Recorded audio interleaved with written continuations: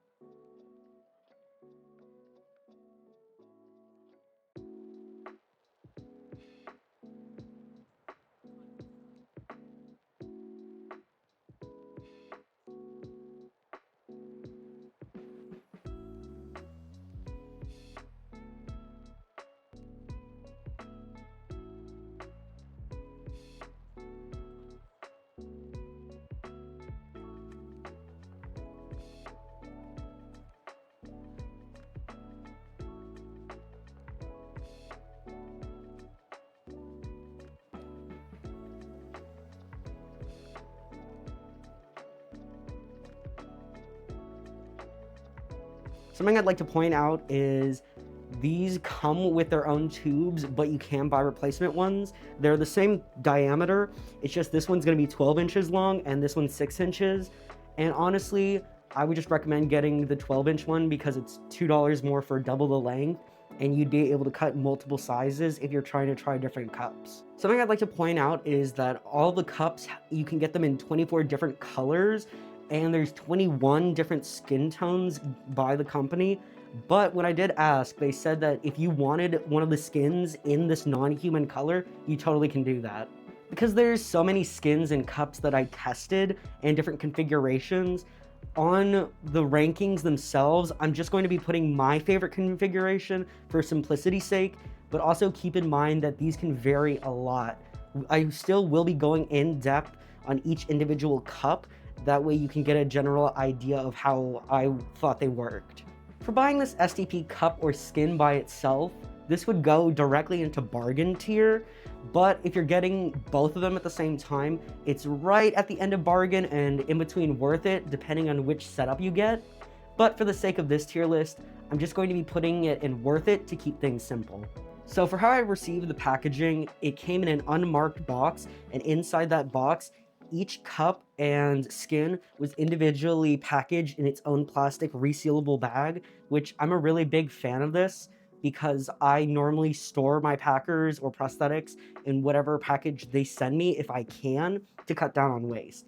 I also love the use of a box because it helps hide the shape of what's on the inside.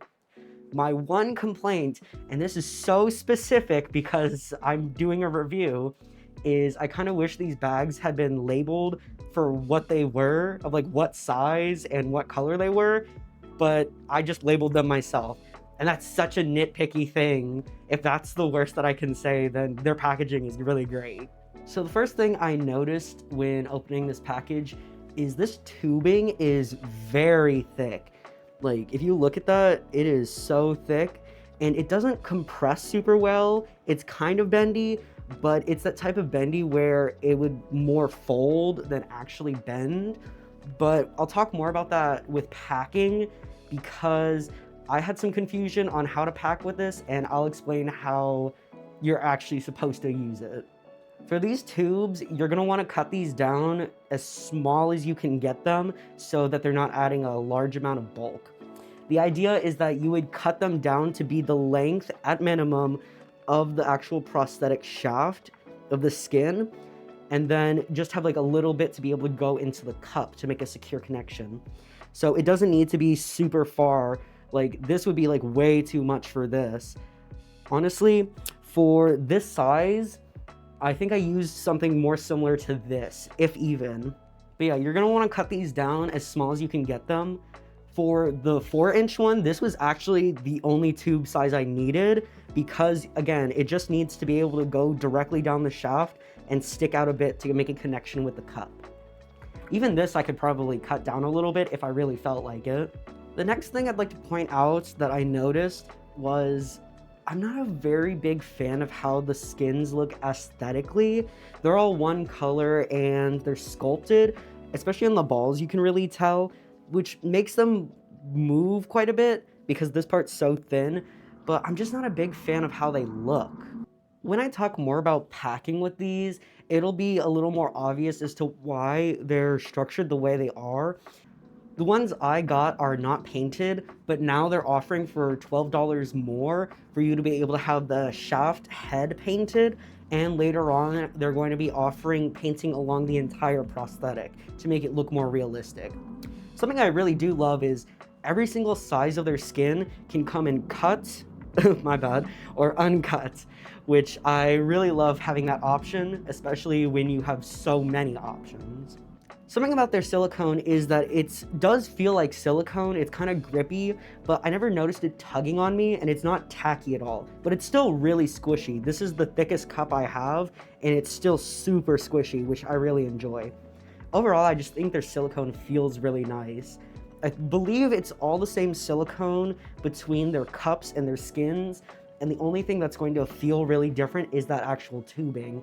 Something I want to point out, because I absolutely love how they do their color schemes for their prosthetics, is how it was described to me is they have from lightest to darkest shades, and they have a neutral red and yellow undertone, and every single one of their prosthetic colors is going to have a name that makes sense. Like, it's not just like a number.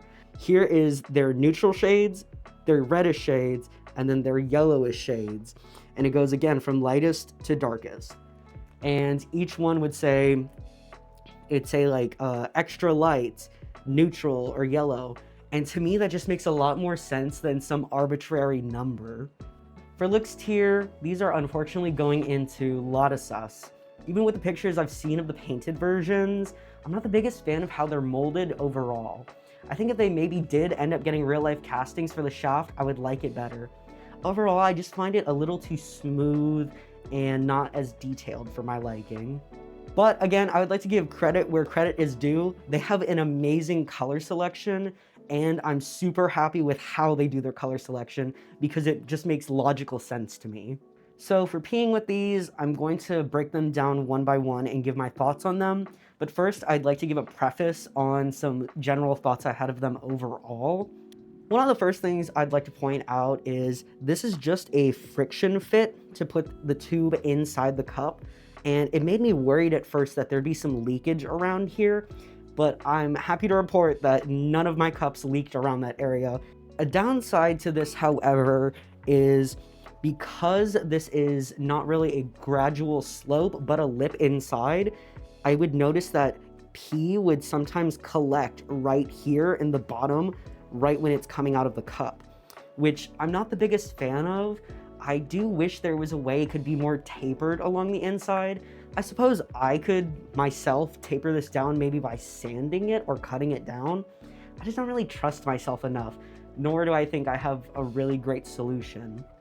Another thing I would like to point out with all of these prosthetics is they are wider in this direction so it could get further back to your urethra, but thinner in this direction so it's not going to collapse under your thighs. I think they just shaped these super smartly, and I think they went through a lot of testing for them.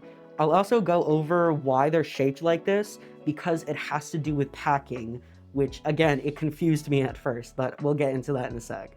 So this is their 1.5 inch cup, and I found that this one wasn't my favorite because I had trouble finding my urethra with this. I eventually am able to do it, but for me, it's a lot more hassle than I want to do when using a prosthetic. I think this cup would be great for someone if you really like the winky style, but you want a softer feel similar more to the spouty, because this is very soft and it's not suctioning to you. It's just going to press against you while you're peeing. So the next cup is their 3-inch cup, and I had no issues using this one. The only thing that I had a critique about with using this is it almost felt like it was going to come spilling out of the back, but it never actually did. I'm wondering if it's because the cup is so shallow that it was almost like a splashback of the pee on me. But overall, this was still pretty easy to use. So this is the 3.5 inch cup. It's my favorite cup, and it's going to be the one that I'm going to be putting onto the rankings because this one felt super easy to use, and the way it's shaped just felt like it contoured to my body super well, and there wasn't a risk of leaking anywhere. It also packs really easily comparative to the larger ones that I'll get to in a sec. The next cup is the 4-inch cup, and I didn't have any issues with this whatsoever. Again, still super easy, just like the 3.5. It's just a little bit bigger than I would like to pack with, and it doesn't even make like a huge bulge. But when we talk about packing, I'll go more in depth onto why I'm not a big fan of the larger cups. I think once you get to the 4-inch one, this would be great for someone who has a further back urethra or needs a larger cup overall.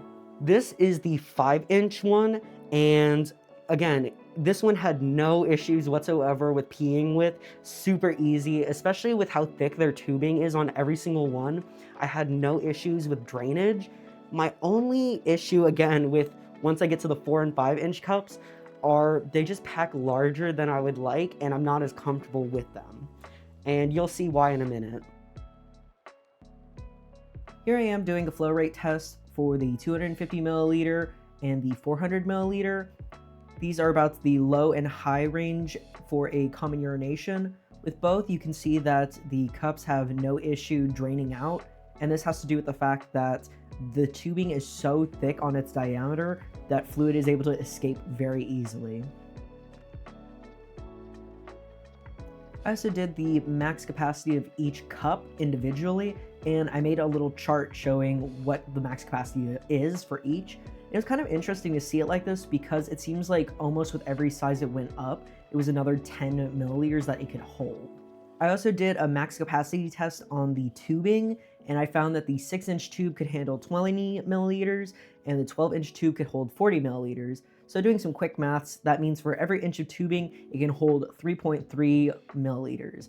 It's not a lot, but the measurement might be helpful if you plan on cutting down the tube and need to keep that in mind. For STP rating, I have to say that everything from the second smallest up, so from the 3-inch up to the 5-inch, are all stupid easy. I had absolutely no trouble with drainage, figuring out where to place it and whatnot. My only complaint with the 1.5 is it was hard to figure out where to place, and then my complaints with the 4 and 5-inch cups are they're harder to pack with. But overall, I'm going to be putting my favorite of the 3.5 into stupid easy tier. So the reason why this isn't going into lightweight no reaction is similar to how the Easy Pee has a very distinct pee and pack mode, so does this, so you need a little bit more practice to figure out the best way to transition smoothly. With packing with these, the company sent me their 2 different harnesses. This one is called the clip harness due to these clips that will clip onto the actual tab of your prosthetic, and you can free hang this from your body. It doesn't have any leg straps or anything, but I did find it very secure when holding it. Also, if you like a kind of free feeling action when you're packing, I think this would be a great option for you. They do say that you can use these for different prosthetics, but because number one laboratory can't speak on the strength and the type of silicone other companies are using, they can't guarantee that these clip harnesses won't leave divots or even rip the silicone of other prosthetics. So keep that in mind if you plan on using this for other prosthetics that are not made by number one labs. The second harness that they sent me is called their slingshot harness, which I guess it's because of the way it's shaped. This actually is supposed to be a reject one because the stitching on this apparently isn't as nice and neat as it normally is from factory. But to be honest, even then, I still think this looks really good and slick. Very low profile design. These are thigh straps, so you would actually just step into this like you're putting on underwear, and there's no waistband for it. So it's kind of similar to a jock strap in that regard, I guess, of connecting to your thighs. I found that this one was really good for packing bigger because you can get it really close to your body and compress the prosthetic down more. Even without a waistband, this still felt really secure, but I still probably would wear underwear with this just to make sure. Both of the harnesses they sent me are adjustable, meaning that these are not a set length, and you could adjust this to a different waistband size or thigh size, which I'm a big fan of the fact that they give that as an option. They do have fixed length ones as well if you prefer that. I just prefer adjustable length ones because sometimes weight fluctuates, or if someone wanted to try out my prosthetics, they'd be able to do it fairly easy. Between the two harnesses, I do think I prefer the clip harness because it's a little easier to adjust overall, and I do like that free floating feeling of being able to wear a prosthetic without anything on. I would be a menace with my partner and just wear it around the house with one of the prosthetics on. When you're packing with just the skins on these, they make very subtle bulges because these are so hollow and the walls of these are so thin. So I don't think anybody would have an issue with making a subtle bulge using even the 5-inch one that's bigger than this one. Before I actually do talk about packing with these, I want to walk you through my thought process on how I initially thought you were supposed to pack with these.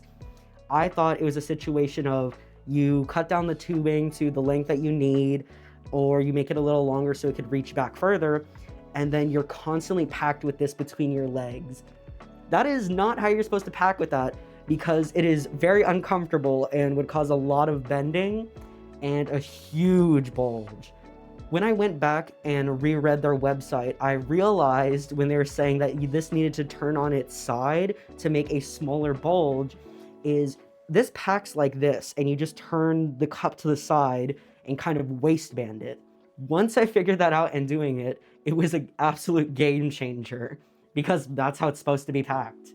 So just keep that in mind when you are using these to pack, that this cup is not supposed to be between your legs at all times. You just have to flip it this way and lay it flat. And again, it makes a fairly subtle bulge even with that really thick tubing. Something I was concerned about when finding out about the way that you pack was this actually being able to swivel correctly. And luckily, I found that I didn't have any issues with swiveling it to put it in packing position. Even with the 2-inch one, which is a fair bit tighter, I found that either the tube will rotate inside of it, or you can just rotate the actual cup itself and you'll be fine.